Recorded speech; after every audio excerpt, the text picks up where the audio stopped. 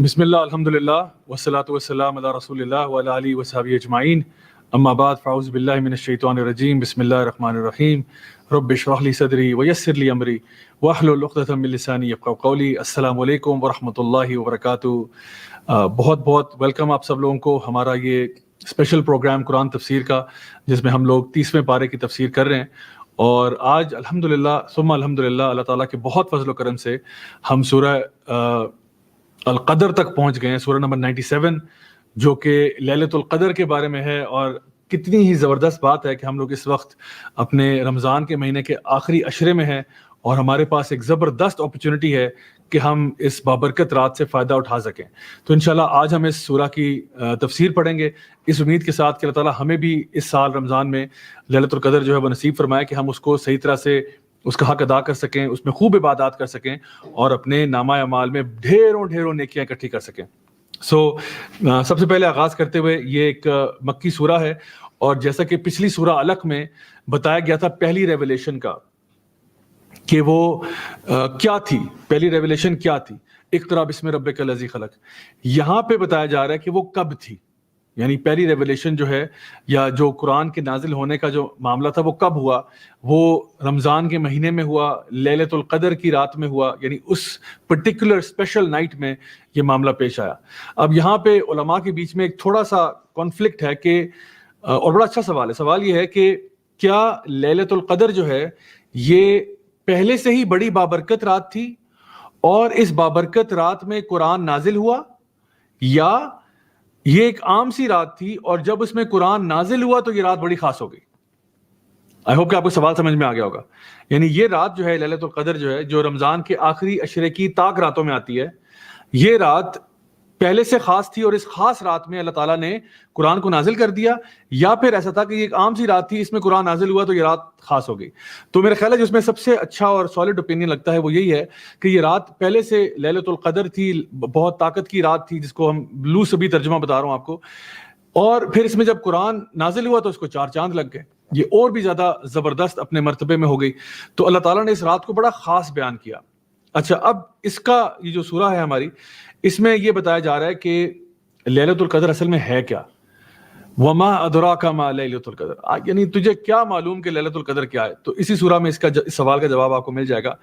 آغاز ہوتا ہے سورہ کا، اعوذ باللہ من الشیطان الرجیم، بسم اللہ الرحمن الرحیم، انا انزلناہ فی لیلۃ القدر، کہ یقیناً ہم نے اس کو نازل کیا، قرآن مجید کو نازل کیا لیلۃ القدر میں۔ اب لیلۃ القدر کیا چیز ہے، انشاءاللہ اس کے بارے میں ہم بات کرتے ہیں۔ اس سورہ کا اور پچھلی سورہ کے بارے میں اگر آپ دیکھیں تو آخری جو ہم نے آیت پڑھی تھی سورہ علق میں، وہ تھا وسجد واقترب، کہ تو پھر اللہ کے آگے سجدہ کرو اور اللہ سے قریب ہو جاؤ۔ تو پورے سال میں وہ کون سا ٹائم ہے جب انسان اللہ تعالیٰ کے سامنے سجدہ کر کے سب سے اللہ کے قریب ہو سکتا ہے؟ یقیناً وہ رمضان کا مہینہ ہے۔ اور رمضان کے مہینے میں وہ کون سی رات ہے جس میں وہ سب سے زیادہ اللہ کے قریب ہو سکتا ہے؟ وہ لیلۃ القدر ہے۔ اللہ اکبر۔ جہاں پہ وہ سورہ کا اختتام ہو رہا تھا، یہاں سے ہی اس سورہ کا آغاز ہو رہا ہے۔ تو اللہ سبحانہ تعالیٰ نے قرآن مجید میں اس کو لیلۃ القدر بھی کہا، ہم اپنی زبان میں انڈیا پاکستان میں شب قدر بھی کہتے ہیں اس کو، اور ویسے اس کو لیلۃ المبارکہ بھی کہتے ہیں۔ قرآن مجید میں اس کو اس نام سے بھی پکارا گیا، سورہ دخان کی آیت نمبر 3 کے اندر اس کو یہ کہا گیا۔ اور اس کی خاص وجہ ایک تو یہ ہے، اللہ تعالیٰ فرماتے ہیں سورۃ البقرہ کی آیت نمبر 185 میں کہ شہر رمضان الذی انزل فیہ القرآن، کہ یہ رمضان کا مہینہ ہے جس میں ہم نے قرآن کو نازل کیا۔ تو پتہ یہ چلا کہ رمضان کا مہینہ، اور بعض حدیث کے مطابق بھی ہمیں پتہ چلتا ہے کہ یہ جو ہے آپ کی لیلۃ القدر کی رات جو ہے اس پہ قرآن نازل ہوا۔ اچھا، اس کے بارے میں بہت سارے اوپینین پائے جاتے ہیں کہ اصل میں یہ لیلۃ القدر کون سی رات ہے۔ بہت سارے یعنی آپ کو علماء کی رائے ملتی ہے کہ شاید یہ 27ویں کی رات ہے، صحابہ میں بھی اوپینین پایا جاتا ہے۔ مطلب یہ بہت لمبی ڈسکشن ہے، میرے پاس وہ حدیث موجود بھی ہیں، لیکن اگر میں اس میں لگ گیا تو یہ بہت آدھا گھنٹہ یہاں پہ نکل جائے گا صرف اسی ڈیبیٹ کے اوپر۔ تو میں سمجھتا ہوں کہ اس سے زیادہ اہم بات یہ ہے کہ ہم بیسیکلی یہ فوکس کریں کہ جب وہ رات مل جائے آخری عشرے میں تو اس میں کیا کرنا چاہیے۔ تو نبی کریم صلی اللہ علیہ وسلم کی حدیث کے مطابق یہ رمضان کے آخری عشرے میں ہے، اور اس کی طاق راتوں میں اس کو تلاش کرنا چاہیے۔ نبی کریم صلی اللہ علیہ وسلم کا اپنا جو عمل تھا وہ یہ تھا کہ آپ ان 10 کی 10 راتوں میں عبادت کرتے، اپنی جو ویسٹ بیلٹ ہے اس کو کس لیتے اور آپ بھی عبادت کرتے, اپنے گھر والوں کو بھی عبادت کرواتے, اور حدیث میں آتا ہے کہ آپ اپنی راتوں کو دن میں بدل دیتے. یعنی آپ کے گھر میں ایسا ہوتا کہ جس طرح رات ہے ہی نہیں, یہ دن چل رہا ہے. آپ خود امیجن کریں کہ ہمارے گھر میں لیلۃ القدر یا آخری عشرہ کیسا ہونا چاہیے, یعنی جہاں پہ آپ کا رات جو ہے وہ دن میں بدل جائے.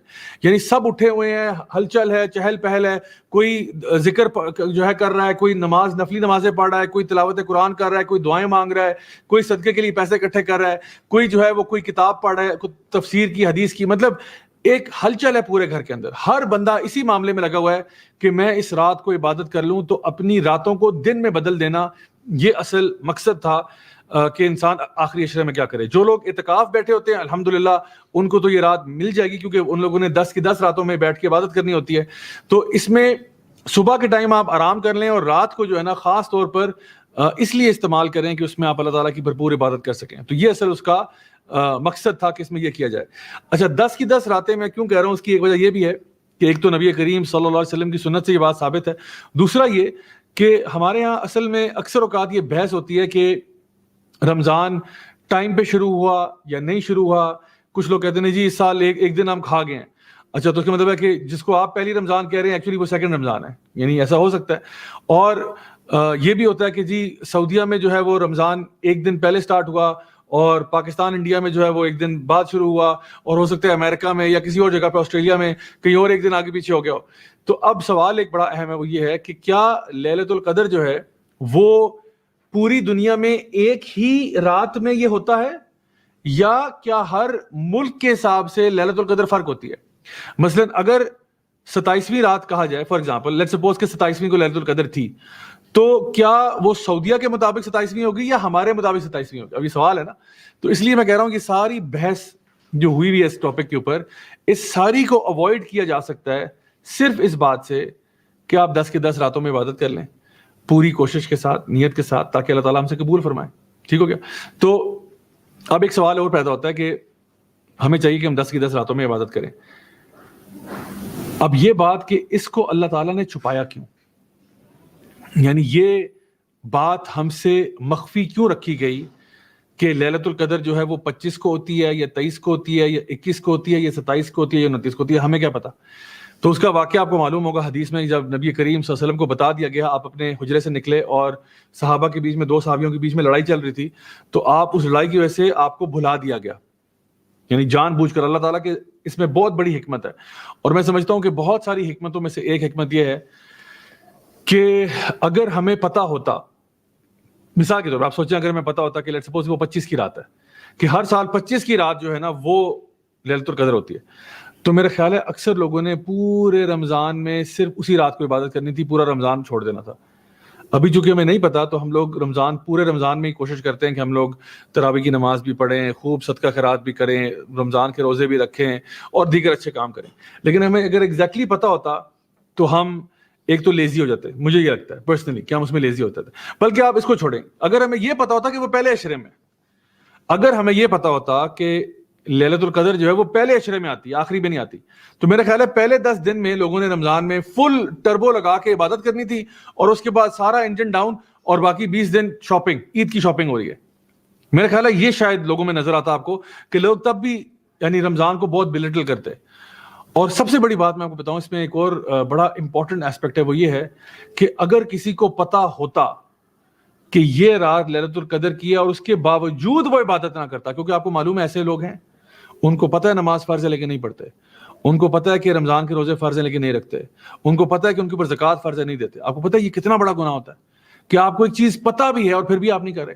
اور وہ بندہ کیا اس کی بدبختی کا عالم ہوگا کہ اس کو پتا تھا کہ لیٹ سپوز ایک خاص دن میں یہ رات آتی ہے, 25 کو آتی ہے فار ایگزامپل, اگر یہ بات حدیث میں ثابت ہوتی کہ 25 کو ہی ہوتی ہے, اور وہ 25 کے دن بھی PUBG اور فورٹ نائٹ کھیل رہا ہوتا, وہ 25 کو بھی رات کو فٹ بال ٹورنامنٹ ہو رہا ہوتا, وہ 25 کو بھی آؤٹ ڈور کرکٹ چل رہا ہوتا, وہ 25 کو بھی کوئی فلم دیکھنے گیا ہوتا, نیٹ فلکس پہ بیٹھا ہوتا, کیا اس کی بدبختی کا عالم ہوتا.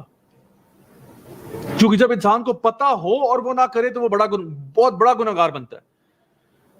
سبحان اللہ, یہ دیکھیں کتنی بڑی حکمت ہے اس چیز میں بھی کہ ہمیں نہیں پتا, اور ہمارے لیے ایک ٹیسٹ بھی ہے کہ ہم لوگ پھر ساری کی ساری راتیں جو ہیں آپ کی آخری, ان میں کوشش کریں اور عبادت کریں تاکہ اللہ تعالیٰ ہم سے قبول فرمائے. اور اگر میں کہتا ہوں کہ جو لوگ آپ میں سے اگر ورکنگ پروفیشنلز ہیں یا اگر آپ کے ایگزامز ہو رہے ہیں, آپ اسٹوڈنٹ ہیں, آپ کے لیے ٹائم مشکل ہے, تو میں کہوں گا کم از کم طاق راتوں پہ تھوڑی سی زیادہ عبادت کر لو. باقی 10 راتیں جو ہیں کرنی, میں آپ کو یہ کہہ رہا ہوں, ساروں کو یہ ریکمینڈ کر رہا ہوں کہ 10 کی 10 راتیں جو ہیں آپ اس میں عبادت کریں. طاق راتوں میں ذرا زیادہ کر لیں جن کے ایگزام وغیرہ ہیں, چلو باقیوں میں آپ نے ہلکی پھلکی رکھی, اچھا اماؤنٹ رکھا. اور اس میں بھی کچھ اچھی ٹپس یہ ہیں کہ آپ فجر کی نماز اگر جماعت سے پڑھتے ہیں, عشاء کی نماز جماعت سے پڑھتے ہیں, تو آپ کو بھرپور اجر ملتا ہے اس میں, یعنی آپ کو پوری رات کی عبادت کا ثواب ملتا ہے, حدیث میں آتا ہے.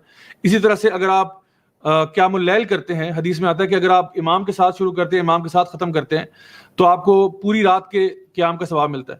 تو یہ انسان گھر میں بھی کر سکتا ہے, گھر سے باہر بھی کر سکتا ہے. سنت نماز ہے تو انشاءاللہ کوئی مسئلہ نہیں ہے اس میں.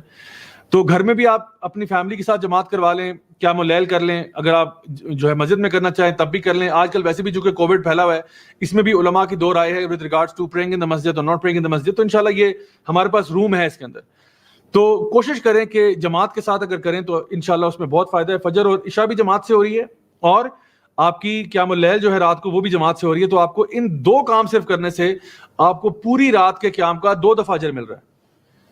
اور پھر یہ بھی آتا ہے کہ اگر آپ قیام میں 100 آیات کی آپ تلاوت کر لیتے ہیں تو الحمدللہ تب بھی آپ کو پورے رات کے قیام کا ثواب ملتا ہے. یہ بھی حدیث میں آتا ہے. سو یہ ساری چیزیں صحیح رپورٹس کے ذریعے ہم تک پہنچی ہیں, تو انشاءاللہ یہ ہمارے لیے بڑی موٹیویشن ہے کہ کم از کم یہ تو انسان کر لے. باقی جتنا ایکسٹرا ذکر کرنا ہے, جتنی آپ نے تلاوت قرآن کرنی ہے, جتنے اور دعائیں مانگنی ہے, وہ آپ سارا کہتے ہیں نا چیری آن ٹاپ ہے, جتنا اور کرنا چاہیں وہ آپ کر لیں, لیکن کم از کم بیسکس اگر آپ اپنی کر لیں تو آپ کو پوری رات کی عبادت کا ثواب تو ویسے بھی مل جائے گا الحمدللہ. تو انشاءاللہ میں چاہتا ہوں کہ ہم اس کو میکسیمائز کریں. اور ایک چیز جو مجھے یاد آئی وہ اس معاملے میں کہ جب میں نے یہ آپ سے کہا تھا نا کہ اگر کسی کو یہ معلوم ہوتا کہ یہ رات لیلۃ القدر ہے اور وہ پھر بھی نہ کرتا, دیکھیے اگر آپ کو آپ کا چھوٹا بھائی اٹھانے کے لیے آئے, آپ صبح سو رہے ہیں اور آپ کا بھائی اٹھانے کے لیے آئے کہ اٹھو فجر کی نماز کا ٹائم ہے, اور آپ کہ چھوڑو یار ابھی 5-10 منٹ سونے دو, چھوڑو جاؤ جاؤ جاؤ, تو یہ اتنی بڑی بات نہیں ہے. لیکن اگر آپ کے والد صاحب آئیں اور وہ آپ کو اٹھائیں اور آپ والد صاحب کو ایسے دھتکار دیں کہ نہیں نہیں مجھے رہنے دے, تو اب آپ بہت بڑے گناہ گار ہو رہے ہیں. کیوں؟ کیونکہ آپ کے والد صاحب آئے ہوئے ہیں, آپ کو ان کا احترام کرنا چاہیے. وبالوالدین احسانا, ماں باپ کے آگے اف بھی نہیں کرنی چاہیے. ایک تو آپ نافرمانی کر رہے ہیں نماز پہ اٹھنے کی, اوپر سے اپنے والد کی نافرمانی کر رہے ہیں, کتنی بری بات ہے. اور آگے سے اگر بدتمیزی بھی کر جائے تو وہ تو اور بھی بری بات ہے. تو ہر چیز کا نا ایک خاص مقام اور مرتبہ ہوتا ہے. تو اگر یہ بات حجت ہم پر تمام ہو جاتی کہ لیلۃ القدر اس رات میں اور پھر بھی کوئی نہ کرتا, تو سوچے وہ کتنا بڑا گناہ گار ہوتا. کیونکہ نبی کریم صلی اللہ علیہ وسلم کی حدیث میں آتا ہے جبریل علیہ السلام نے دعا کی کہ اس کا ناک خاک آلود ہو جائے جس پہ رمضان کا مہینہ آیا اور وہ اپنے گناہوں کو نہیں بخشوا سکا. اس دعا پر نبی کریم صلی اللہ علیہ وسلم نے آمین کہا. اس دعا پر نبی کریم صلی اللہ علیہ وسلم نے آمین کہا. تو آپ سوچیں کہ جس پہ رمضان کا مہینہ آیا, وہ مہینہ جس میں جنت کے دروازے کھلے تھے, جہنم کے دروازے بند تھے, اور پھر بھی وہ اپنے آپ کو نہیں بخشوا سکا. امیجن کریں کسی کو پتا ہو کہ لیلۃ القدر یہی رات ہے اور پھر بھی وہ عبادت نہیں کر سکا, کتنی بڑی بدبختی اس کے سر پہ آئی ہوگی. تو اس لیے الحمدللہ جو بھی ہے ہر معاملے میں اللہ تعالیٰ کی بے شمار حکمتیں ہوتی ہیں اور اللہ بہتر جانتا ہے. سو ہمیں اس پورے معاملے سے یہ بھی موٹیویشن ملتی ہے کہ ہم اعتکاف کے لیے بیٹھیں, جو لوگ اس کی استطاعت رکھتے ہیں وہ اس کے لیے بیٹھیں اور اپنی عبادت کو زیادہ سے زیادہ کر سکیں. اچھا, اب ایک سوال یہ بھی ہے کہ اس کو لیلۃ القدر کیوں کہا گیا؟ تو القدر کا ترجمہ اکثر اوقات انگلش ٹرانسلیشن میں نائٹ آف پاور لکھا ہوتا ہے. القدر جس طرح ہم کہتے ہیں نا ان اللہ علی کل شیء قدیر, اللہ تعالیٰ ہر چیز پر قدرت اور طاقت رکھتا ہے, تو اس کا مطلب قدرت کے ساتھ ہے کہ Allah has power over all things. تو ایک تو یہ مطلب ہے لیلۃ القدر نائٹ آف پاور, تو یہ بڑی مجسٹک نائٹ ہے, بڑی پاورفل نائٹ ہے. ایک تو یہ مطلب ہو گیا. دوسرا قدر جو ہے اس کا تعلق مقدار سے بھی ہے نا, مقدار بھی قدر سے نکلا ہے. جیسے فقدر علیہ رزقہ, ہم نے پچھلی سورہ میں پڑھا تھا, پچھلے سے پچھلی میں, کہ اللہ تعالیٰ نے فرمایا تھا کہ جب اللہ تعالیٰ کسی کے ایک تو ہوتا ہے رزق میں فراوانی دیتا ہے, پھر فقدر علیہ رزقہ, اور جس کے رزق کو کھینچ لیتا ہے, اس کو اس کی مقدار پہ لے آتا ہے, اس کو اس کی قدر کے مطابق کر دیتا ہے, تو پھر وہ کہتے ہیں فیقول ربی اہانن, میرے رب نے مجھے ہیوملیٹ کر دیا. تو اللہ تعالیٰ نے وہاں پہ رزق روکنے کو کہا فقدر علیہ رزقہ, یعنی اس کے رزق کو اس کی مقدار کے مطابق کر دیا گیا. تو یہ بھی ایک چیز ہے کہ یہ ایسی رات ہے جس میں ہر چیز کی مقدار کا تعین کیا جا رہا ہے. اور قدر جو ہے وہ تقدیر سے بھی ہے, یعنی تقدیر بھی اسی سے نکلا, یعنی ڈیسٹنی بھی ہے, نائٹ آف ڈیسٹنی بھی ہے.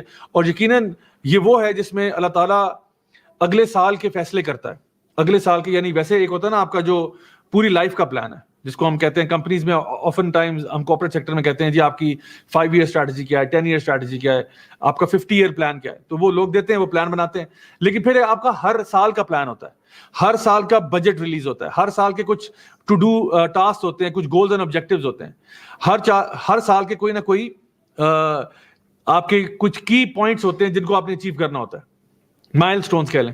تو سال کے بھی ہوتے ہیں اور پھر 50 ایئر کا پلان بھی ہوتا ہے.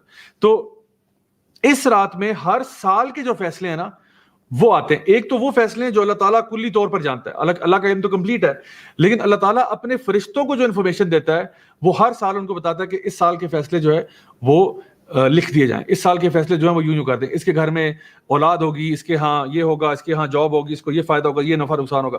تو وہ سارے سال کے جو فیصلے ہوتے ہیں وہ بھی اس رات میں ہو رہے ہوتے ہیں.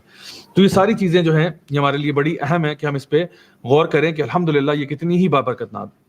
اللہ فرماتے ہیں انا انزلناہ فی لیلۃ القدر. اچھا یہاں پہ جو کہا گیا نا انا انزلناہ, اب یہاں پہ یہ نہیں کہا انا انزل القرآن فی لیلۃ القدر, اللہ نے قرآن کو نازل کیا. یہاں پہ کہا جا رہا ہے انا انزلناہ, ہو کا صیغہ یوز کیا جا رہا ہے کہ ہم نے اس کو نازل کیا. تو اس کو کس کو, یعنی جو سن رہا ہے اس کو کیا پتا ہوگا؟ یا ایک سوال بنتا ہے یہاں پہ بھی کہ اس کو کیا پتا کس کی بات ہو رہی ہے. دیکھیے آفن ٹائمز نا ہم لوگ ایک جملہ جب بول رہے ہوتے ہیں تو ہم اس میں بات آلریڈی کانٹیکسٹ میں کی جا رہی ہوتی ہے. مثال کے طور پہ اگر ہماری ڈسکشن آلریڈی چل رہی تھی ایک ٹاپک پہ اور میں فار ایگزامپل ایک خاص بندے کی بات کر رہا ہوں, ایک لڑکا احمد جو ہمارے ساتھ کام کرتا ہے فار ایگزامپل, تو میں کہتا ہوں احمد جو ہے وہ ٹائم پہ صبح آیا, پھر احمد یہاں گیا, پھر احمد وہاں گیا. تو میں کہتا ہوں ویسے ہے بڑا اچھا, وہ ہے بڑا اچھا وہ. تو اب وہ سے مراد کوئی اور لڑکا نہیں, احمد ہی ہے, کیونکہ ابھی اسی کی بات چل رہی تھی.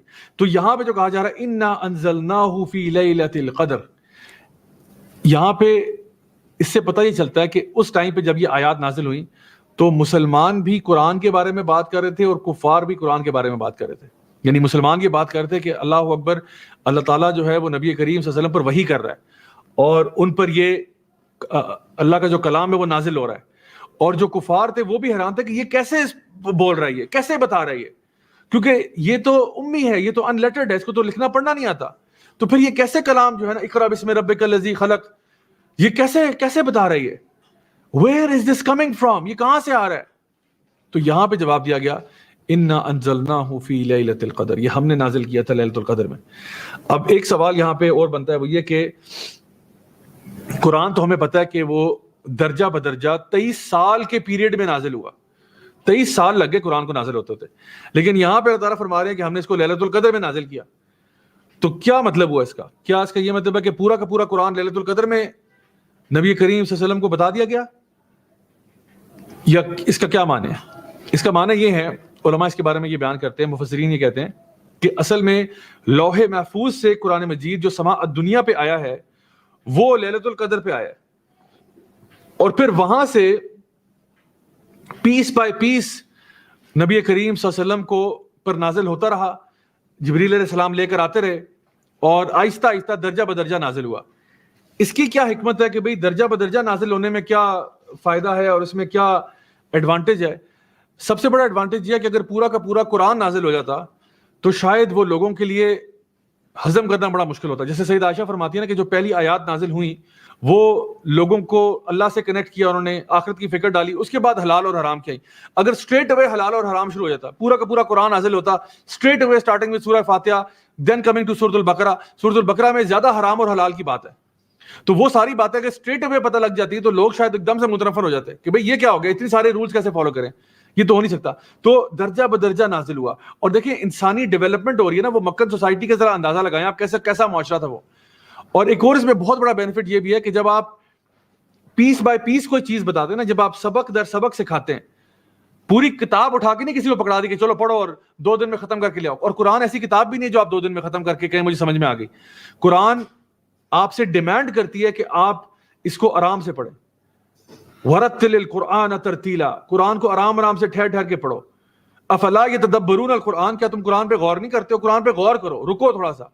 قرآن آپ سے انگیج کرتا ہے, قرآن آپ کو سوال پوچھتا ہے, قرآن آپ کو بار بار روکتا ہے کہ سوچو صحیح اس کے بارے میں. اللہ سبحانہ وتعالیٰ فرماتے ہیں فَأَيْنَ تَذْهَبُونَ, تو کہاں جا رہا ہے؟ اللہ تعالیٰ فرماتے ہیں یا ایھا الانسان ما غرک بربک الکریم، اے انسان یہ بتا تجھے تیرے رب کریم سے کس چیز نے غافل کیا ہوا ہے. یا فرمایا وما ادراک ما لیلۃ القدر، تجھے کیسے پتہ چلے گا لیلۃ القدر کیا ہے. یہ سوال ہے، سوچو، بیٹھ کر رکو تھوڑی دیر کے لیے، سوچو کہ اللہ تعالیٰ کیا کہہ رہا ہے، مجھ سے سوال کر رہا ہے، اس کا کیا جواب ہوتا ہے. سو قرآن آپ کے ساتھ انگیج کرتا ہے.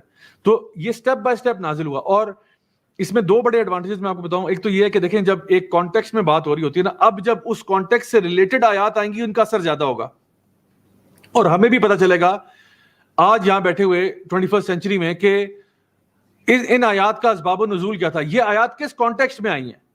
کیا یہ آیات میدان جنگ میں آئی ہیں یا پیس ٹائم میں آئی ہیں؟ اور یہ اس ٹائم پہ سرکمسٹانس کیا تھا جب یہ آیات نازل ہوئی ہیں؟ اللہ سبحانہ تعالیٰ کس چیز کی طرف اشارہ کرنا چاہ رہے تھے؟ تو اس سے ہمیں مزید اس کے اندر تدبر کرنے کا ٹائم ملتا ہے، اور مزید اس میں سے جیمز نکلتے ہیں قرآن مجید کی آیات میں سے، کیونکہ وہ ایک کانٹیکسٹ میں آ رہی ہے.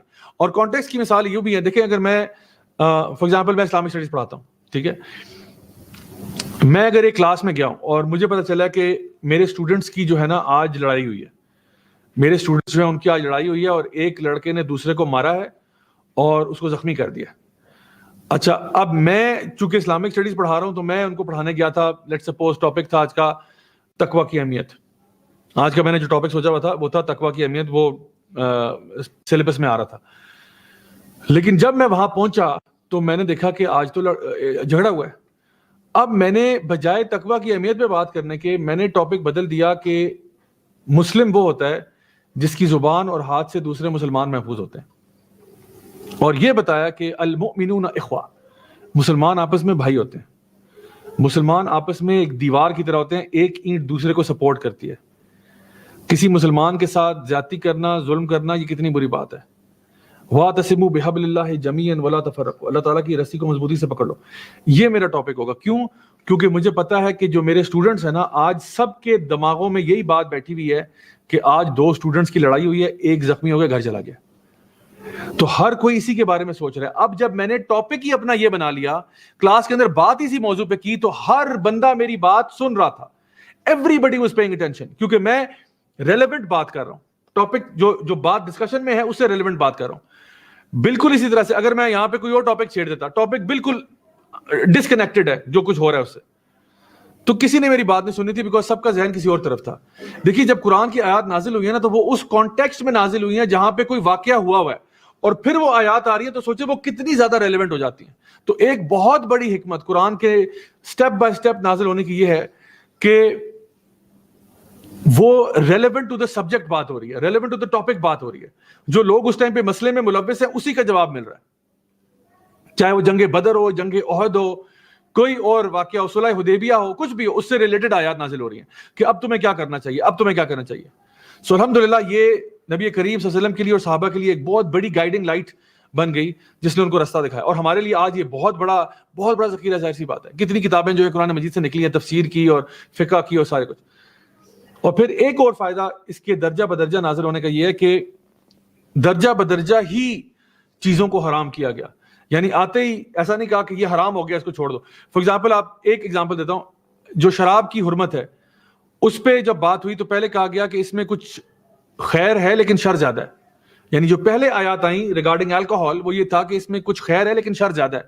پھر جو نیکسٹ لیول آف آیات آئی ہیں اس میں کہا گیا کہ نشے کی حالت میں نماز کی طرف نہ جایا کرو، کہ ٹھیک ہے اگر ویسے بندہ پی رہا ہے لیکن نماز پڑھتے وقت کم از کم نشہ تو نہ کیا کرو بھائی، کم از کم نماز میں تو چھوڑ دو اس کو. اور پھر جو آخر میں آیات آئیں وہ یہ تھا کہ یہ شیطان کے عمل میں سے ایک کام ہے، یعنی شیطان کے کاموں میں سے ایک کام ہے، اور فجتنبوہ، پھر اس کو چھوڑ دو، بالکل چھوڑ دو اس کو. تو شراب حرام کر دی گئی. حتیٰ کہ مدینہ میں لوگوں کو جب یہ آیت کا پتہ چلا انہوں نے اپنے گھروں سے شراب باہر نکال کے پھینک دی. لوگوں نے پورے کے پورے جگ انڈھیل دیے سڑکوں پہ، اور مدینہ کی سڑکوں پہ شراب کو بہا دیا گیا. کسی نے ایک لمحہ اور اپنے گھر میں شراب نہیں رکھی. اس کے بعد ایک لمحہ جب حرمت آ گئی ختم بات. ہم اللہ سے ڈرتے ہیں، ہم اللہ سے ڈرتے ہیں، اٹھا کے باہر پھینکو اس کو. پورے کاروان یعنی کیراوینز آ رہے تھے شراب لے کے کسی اور ملک سے، وہیں پہ کہا سارے اونٹوں کو جو ہے نا ادھر ہی پھینکو، وہاں پہ شراب ساری بہا دو، صحرا میں ڈال دو. پورے قافلے جو ہیں وہ شراب کے ضائع کر دیے گئے. ایک سیکنڈ بھی کوئی ہیل حجت بہانہ نہیں ڈھونڈا کہ نہیں چلو یہ نان مسلم کو بھیج دیتے ہیں تو پیسے پورے ہو جائیں گے. نہیں، اللہ کو نہیں پسند, اللہ نے حرام کیا, اٹھا کے باہر پھینکو اس کو, کوئی ضرورت نہیں ہے اس کی. تو یہ ہے اس کی حکمت کہ قرآن جو ہے وہ لوح محفوظ سے سما دنیا جو ہے وہ لیلۃ القدر میں پہنچ گیا, اور پھر سارا سال آہستہ آہستہ پیس بائی پیس وہ نازل ہوتا رہا, نبی کریم صلی اللہ علیہ وسلم تک آیات پہنچتی رہی اور وہ ڈیفرنٹ کانٹیکس میں چیزیں آتی رہی. تو اللہ تعالیٰ فرماتے ہیں انا انزلناہ فی لیلۃ القدر. تو بڑی سبحان اللہ ایک شان کے ساتھ اللہ تعالیٰ ذکر کر رہے ہیں کہ ہم نے جو ہے نا اس قرآن کو نازل کیا.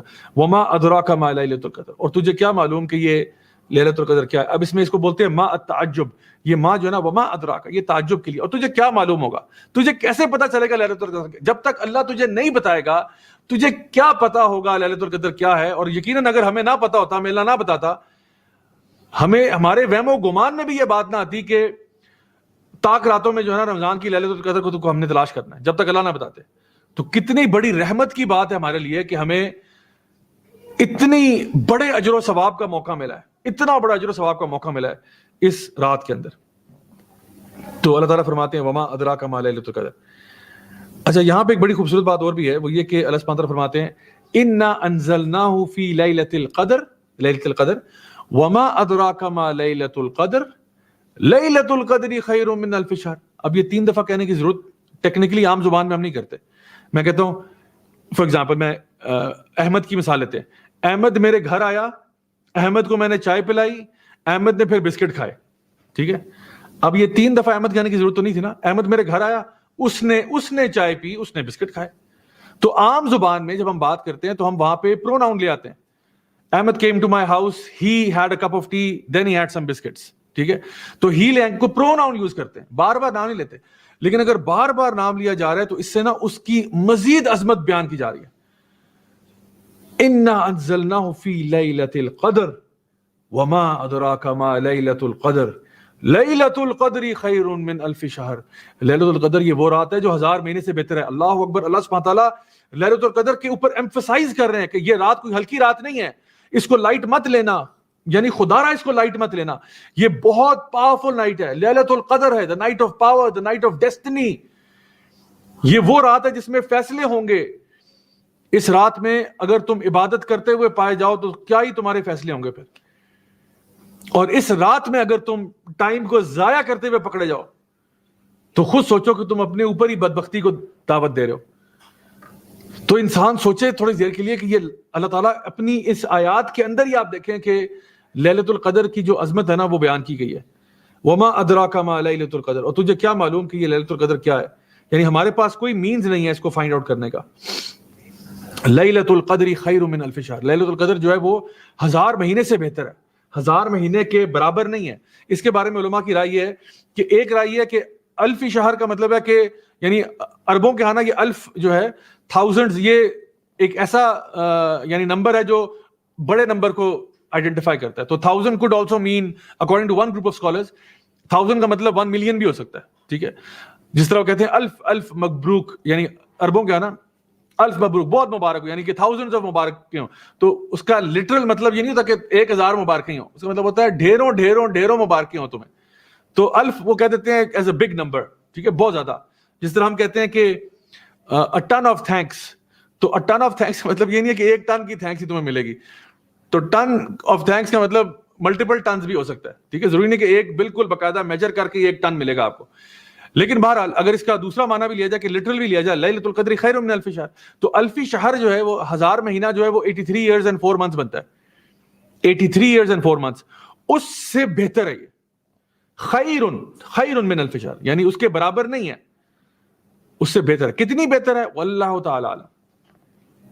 83 years ویسے ایک پورا لائف ٹائم ہوتا ہے. یعنی اس رات میں جو عبادت کی جاتی ہے, اب اس کی حکمت کیا ہے؟ حکمت یہ ہے کہ اس رات میں جو عبادت کی جاتی ہے وہ کم از کم نہیں تو 83 years کی عبادت سے بہتر ہے. یعنی اگر اس رات میں آپ نے کسی کو 200 روپیہ دیا ہے, آپ نے اس رات میں کسی کو 200 روپیہ دیا ہے, تو وہ 200 روپیہ ایسا لکھا جائے گا کہ آپ نے ہر رات کو 83 years کے لیے کم از کم ہر رات کو 200 روپیہ نکالا ہے. اگر آپ نے اس رات میں 2 رکعت نفل پڑھے ہیں تو وہ لکھا یوں جائے گا کہ آپ نے کم از کم 83 years and 4 months کے لیے ہر روز ہر رات کو 2 رکعت نفل پڑھیں. اگر آپ نے اس رات میں کسی کو دین کی کوئی بات سکھائی ہے, دین کی دعوت و تبلیغ کی ہے, تو آپ کے لیے لکھا جائے گا کہ آپ نے ہر رات کو پورے 83 ایئرز سے زیادہ کا عرصہ کسی کو دعوت و تبلیغ کی ہے. اللہ اکبر کبیرہ, اللہ اکبر. آپ کے ڈیڈز اس طرح سے ملٹیپلائی ہو رہے ہیں. تو اس لیے اگر آپ اس رات میں جتنی بھی عبادت کریں گے, چاہے وہ کسی طرح سے ذکر کر رہے ہیں, قرآن پڑھ رہے ہیں, کچھ بھی کر رہے ہیں, الحمدللہ وہ آپ کے نامہ اعمال میں لکھی جا رہی ہے. تو جو بندہ 10 کی 10 راتیں آخری عشرے کی عبادت میں گزار دیتا ہے, انشاءاللہ الرحمن اس کو تو گارنٹی ہے کہ انشاءاللہ میں نے لیلۃ القدر کو پا لیا, میں نے پا لیا جی, کیونکہ میں 10 کی 10 راتوں میں عبادت کر رہا تھا. تو الحمدللہ کتنی بڑی اعزاز کی بات ہے کہ ایک انسان جو ہے وہ اپنے آپ کو ان راتوں کے اندر بزی رکھے, اللہ تعالیٰ کے ذکر میں, تلاوت قرآن میں, دعوت دین میں, صدقہ خیرات میں, کسی نہ کسی کام کے ساتھ اپنے آپ کو منسلک رکھے. سو لیلۃ القدر خیر من الف شہر. آگے فرمایا تنزل الملائکۃ والروح فیہا باذن ربہم من کل امر. یہ وہ رات ہے تنزل الملائکۃ والروح جس میں فرشتے اور الروح, جو کہ اس پہ اجماع ہے کہ الروح جو ہیں وہ جبریل امین ہے, اور فیہا باذن ربہم من کل امر. تو اس رات کو کیا ہوتا ہے کہ فرشتے نازل ہوتے ہیں, تنزل الملائکہ, فرشتے نازل ہوتے ہیں. اب آپ سوچیں کہ آپ کا ریئیکشن کیا ہوتا ہے جب کوئی پوری ڈیلیگیشن آ رہی ہو. جب چلیں ہمارے ملک میں کوئی ڈیلیگیشن آتی ہے تو کتنا پروٹوکول ہوتا ہے کہ جی باہر سے کوئی ڈیلیگیشن پوری آ رہی ہے. کون آ رہے ہیں؟ کوئی لوگ ہی آ رہے ہیں, انسان ہی ہے نا. یہ فرشتوں کی پوری ڈیلیگیشن آ رہی ہے. تنزل الملائکہ, اس رات کو نا فرشتے نازل ہوتے ہیں. آپ کو پتہ ہے جنت میں اتنے فرشتے ہیں کہ ہاتھ رکھنے کی جگہ نہیں ہے. اتنے فرشتے ہیں جو کہ سجدہ کر رہے ہیں اللہ تعالیٰ کے آگے. اس وقت جنت کے نا ایسے کریک ہونے کی آواز, نہ ہلکی سی کسی بھاری جگہ, جب آپ کو انسان بھاری ہو نا, وہ کسی لکڑی پہ چل رہا ہو تو اس کے نا ایسے کریک کرنے کی آواز آتی ہے. تو جنت میں سے ایسی آواز نبی کریم صلی اللہ علیہ وسلم کو سنائی دی, اور پوچھا تو بتایا گیا کہ جنت میں ایک ہاتھ کے برابر بھی جگہ نہیں رہے گی جہاں پہ کوئی فرشتہ سجدہ نہ کر رہا ہو. تو اللہ اکبر, یہ فرشتے نازل ہوتے ہیں, تنزل الملائکہ. اور جب نازل ہوتے ہیں تو اللہ تعالیٰ کی اوبیڈینس میں نازل ہوتے ہیں نا, اللہ تعالیٰ کی فرمانبرداری کرتے ہوئے نازل ہوتے ہیں. تو ایک سائیڈ پوائنٹ یہ ہے کہ جس گھر میں کتے ہوں اور جس گھر میں تصویریں لگی ہوں اس گھر میں فرشتے نہیں آتے.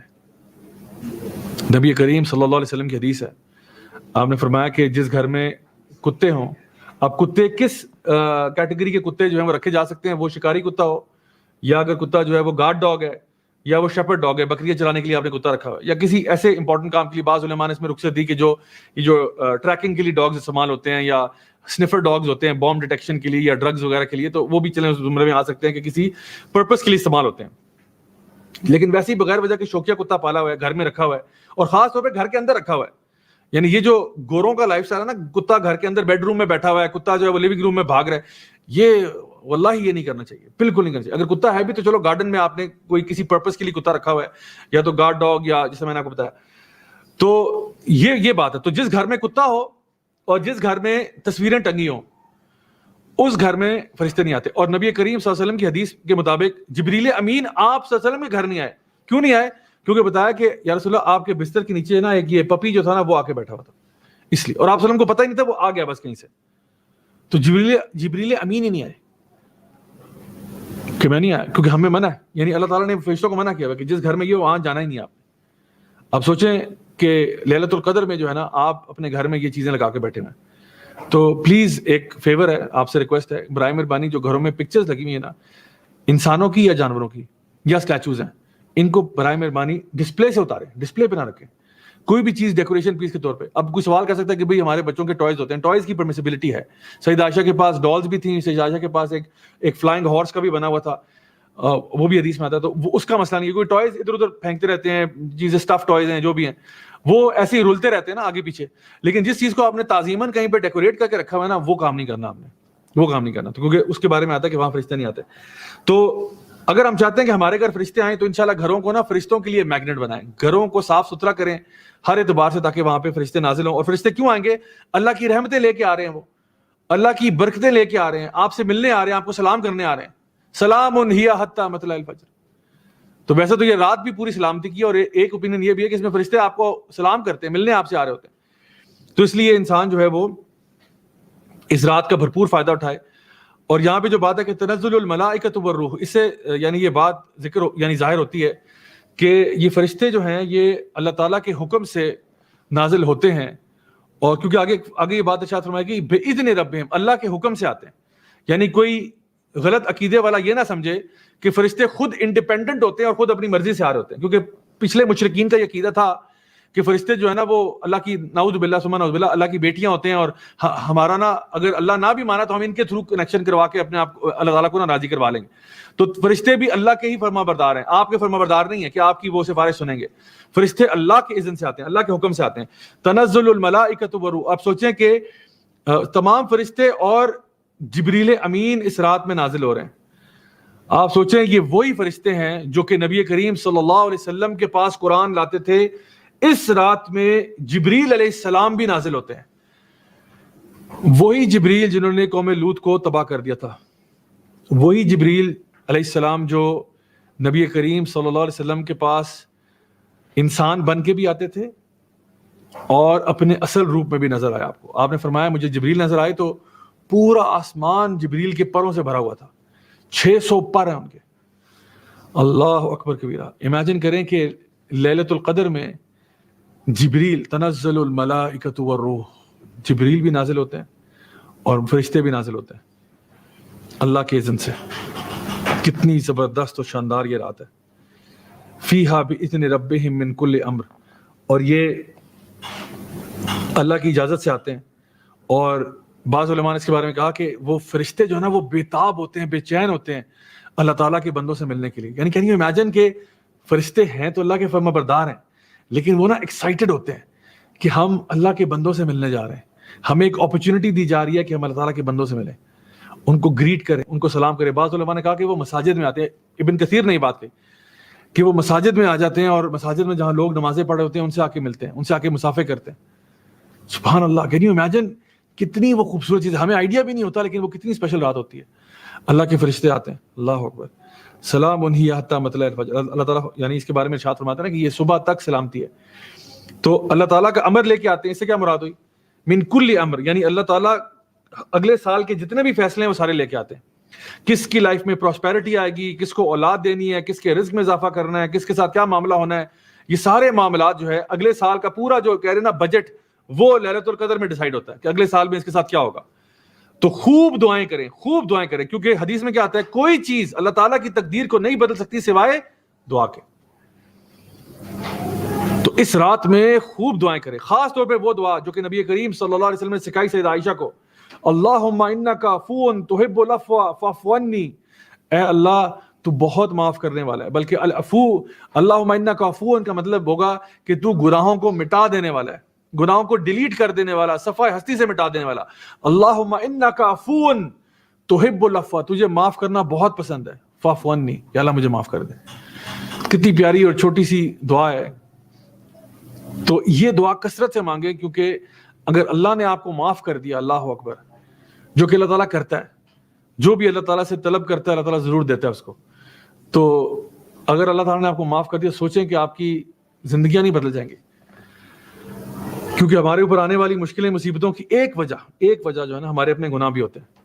تو اگر آپ گناہوں سے توبہ کر لیں تو مصیبتیں چلی جائیں گی. تو انشاءاللہ زیادہ سے زیادہ ٹائم لگانا چاہیے کہ ان راتوں میں اللہ تعالیٰ سے دعائیں کریں, تو کوئی پتہ نہیں کس کی دعا جو ہے وہ کس کی تقدیر کو بدل دے. اپنے لیے بھی دعا کریں, اپنے فیملی کے لیے بھی دعا کریں, اپنے عزیز و اقارب کے لیے بھی دعا کریں. کوئی پتہ نہیں کس کی تقدیر جو ہے وہ آپ کی دعا کی منتظر ہو, کہ آپ دعا کریں گے تو اس کی قسمت بدلے گی. اللہ اکبر. بڑی سوچنے کی باتیں, میں نے آپ کو I think coffee food for thought دیا سوچنے کے لیے. میں بھی سوچوں, آپ بھی سوچیں, یقین کریں دس از یعنی ہمارے لیے بہت بڑی بات ہے یہ کہ اللہ تعالیٰ اتنی بڑی اپرچونٹی دے رہا ہے. نبی کریم صلی اللہ علیہ وسلم نے ایک دفعہ نا ایک زمین پہ سے ایک باکس بنایا اور کہا کہ یہ انسان کی لائف ہوتی ہے, اور پھر اس میں سے کچھ لائنز لگائیں. کچھ لائنز اس باکس کے اندر ہیں, کچھ لائنز اس باکس سے باہر جا رہی ہیں. اور آپ نے کہا یہ جو لائنز ہیں نا جو نکل رہی ہیں یہ انسان کی خواہشات ہیں, انسان کی تمنائیں ہیں. کچھ تمنائیں جو اس دنیا کی زندگی میں پوری ہو جائیں گی, اور کچھ جو ہیں تمنائیں یہ جو باکس ہے نا یہ لائف اسے کٹ آف کر دے گی.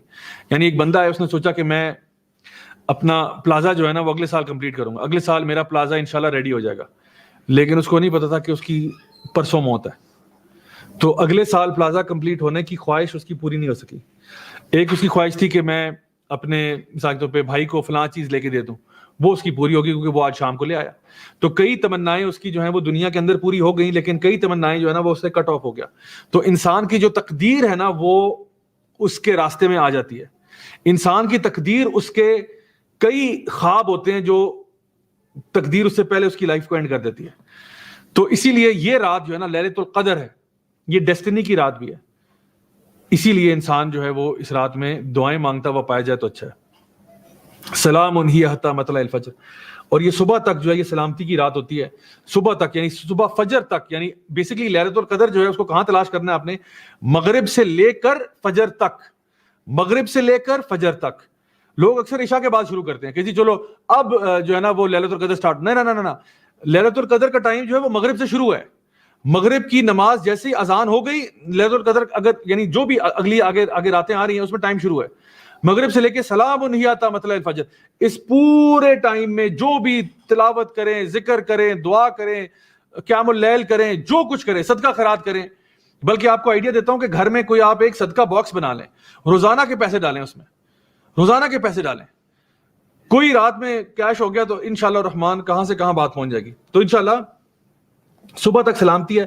تو ایک وجہ تو یہ کہ فرشتے نازل ہو رہے ہیں, وہ سلام کرنے کے لیے آ رہے ہیں, سلامتی لے کے آ رہے ہیں, رحمتیں برکتیں لے کے آ رہے ہیں. فرشتے جبریل امین نازل ہو رہے ہیں, ظاہر سی بات ہے سلامتی لے کے آ رہے ہیں. اور اس کی نشانیوں میں سے احادیث مبارکہ میں نبی کریم صلی اللہ علیہ وسلم نے بتایا کہ یہ ایک ایسی رات ہے جس میں نہ ہی بہت سردی ہے نہ ہی بہت گرمی ہے. اب یہ کچھ نشانیاں ہیں, ٹھیک ہے. ایک حدیث میں بتایا جاتا ہے نہ ہی بہت سردی ہے نہ ہی بہت گرمی ہے. ایک اور جگہ بتایا گیا کہ اس میں جو صبح کا سورج ہے یعنی فجر کے بعد جب سورج طلوع ہوگا تو اس کی جو کرنیں ہیں نا وہ اتنی زیادہ شارپ نہیں ہوں گی, اتنی زیادہ چبھنے والی نہیں ہوں گی, بڑی ڈم لائٹ ہوگی. ہے تو وہ سن لائٹ ہے لیکن ذرا اس پہ دھندلا دھندلا سا, یعنی اتنی کلیئر نہیں ہے, یعنی اتنی شارپ یا وہ جو آنکھوں کو پیئرس کرنے والی لائٹ ہے وہ نہیں ہے.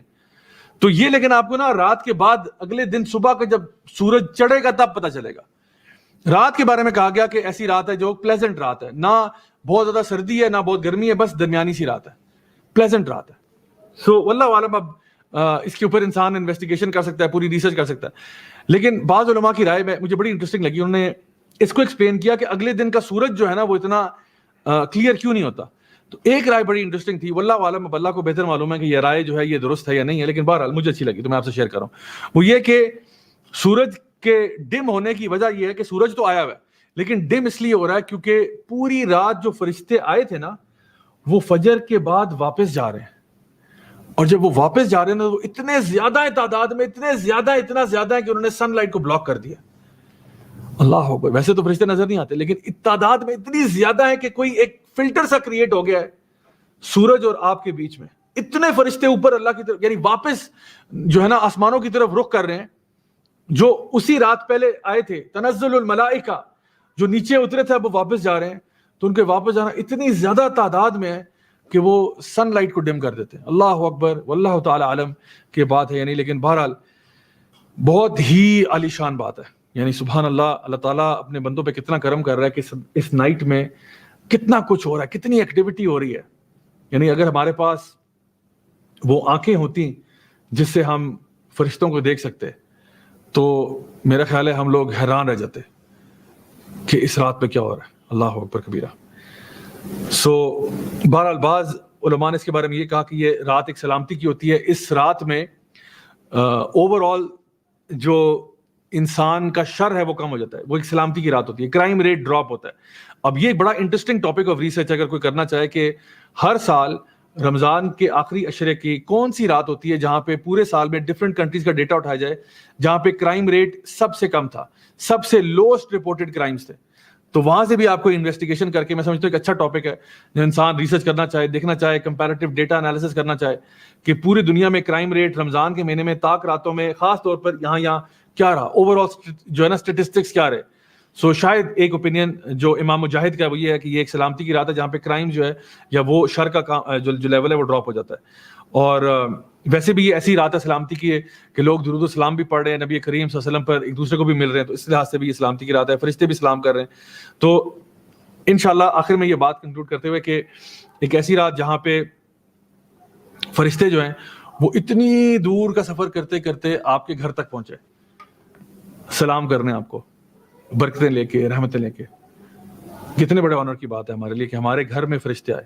تنزل الملائکۃ والروح, اتنا لمبا انٹر گلیکٹک سفر کر کے آئے اکراس گیلیکسیز اینڈ پلانٹس, اور آپ کے گھر میں آئے سلام کرنے آپ کو, رحمتیں لے کے, اللہ کی برکتیں لے کے. کیا ہی بات ہے، سبحان اللہ. تو اللہ تعالیٰ نے بہت ساری اس میں حکمتیں رکھی ہوئی ہیں.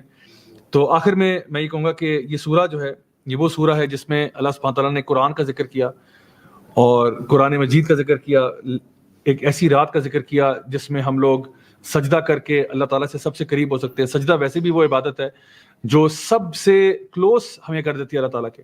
خاص طور پر تہجد کے ٹائم پہ اگر انسان سجدہ کرتا ہے تو وہ تو سب سے زیادہ اعلیٰ ٹائم ہوتا ہے، سب سے افضل ٹائم ہوتا ہے.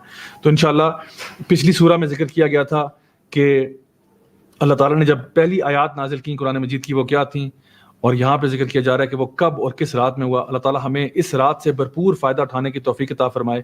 اللہ تعالیٰ ہماری تمام عبادات جو ہم رمضان کے مہینے میں کرتے ہیں، بالخصوص جو آخری عشرے میں کرتے ہیں، بالخصوص جو لیلۃ القدر میں کرتے ہیں، اللہ تعالیٰ ان کو قبول فرمائے اور ان کا بھرپور اجر عطا فرمائے، خوب اجر عطا فرمائے کہ جب ہم قیامت کے دن جائیں تو ہم خوش ہو جائیں، خوش ہو جائیں، ہم مسکرا اٹھیں کہ اللہ اکبر، اللہ نے ہماری عبادات قبول کر لیں. اللہ تعالیٰ ہم سب کو اپنے حفظ و مان میں رکھے. ہمیں سے جو بھی بیمار ہیں ان کو شفاء کاملہ عاجلہ نصیب فرمائے. جو بھی پریشان ہیں اللہ تعالیٰ ان سب کی پریشانیوں، مشکلوں، مصیبتوں کو دور فرمائے. اللہ ہم سب سے راضی ہو جائے، ہمیں دنیا میں بھی خیر عطا فرمائے اور آخرت میں جنت الفردوس میں اعلیٰ مقام نصیب فرمائے. انشاءاللہ آپ لوگوں سے اب کل ملاقات ہوگی، تب تک کے لیے اپنا بہت خیال رکھے گا. سبحانک اللہم و بحمدک، اشہد ان لا الہ الا انت، استغفرک و اتوب الیک. جزاکم اللہ خیرا. السلام علیکم و رحمۃ اللہ وبرکاتہ.